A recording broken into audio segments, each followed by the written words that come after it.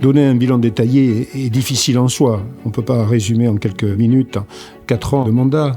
Néanmoins, il y a des traits communs. Alors d'abord, il y a tout le travail effectué au sein de ma commission, la commission des libertés civiles, de la justice et des affaires intérieures, avec des sujets essentiels qui touchent à l'immigration, le terrorisme, l'islamisme, la sécurité, l'état de droit. Je m'y suis employé, j'ai déposé plus de 1100 amendements, déposé sur 11 textes, une vingtaine de propositions de résolution sur les mêmes sujets, et puis également de nombreuses questions écrites, parce que j'ai interrogé à de nombreuses reprises la Commission européenne sur des affaires qui pourraient faire scandale, naturellement, mais auxquelles la Commission n'a jamais vraiment répondu.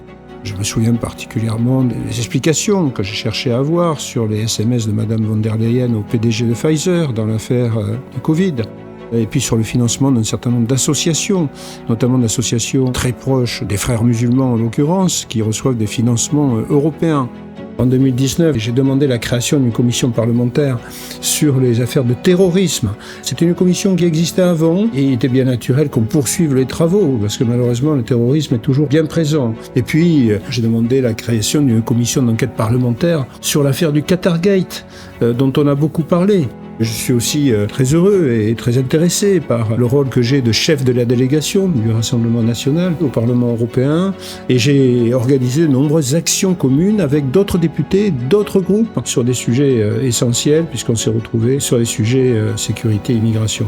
Et puis de très nombreux déplacements utiles. J'ai toujours cherché à avoir d'abord et avant tout du pragmatisme et donc des réunions à l'étranger. Je me suis déplacé au Portugal, en Italie, en République tchèque, en Espagne et de nombreux déplacements en France.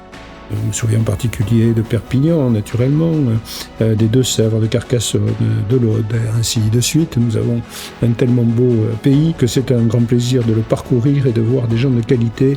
Donc ce qui compte d'abord et avant tout pour nous, et pour moi en particulier, c'est de rester vraiment très terre à terre, parce qu'il faut écouter le peuple. Ici, on perd de vue beaucoup de choses qui sont pourtant très importantes. J'ai toujours tenu à faire cela et je continuerai avec une très forte détermination.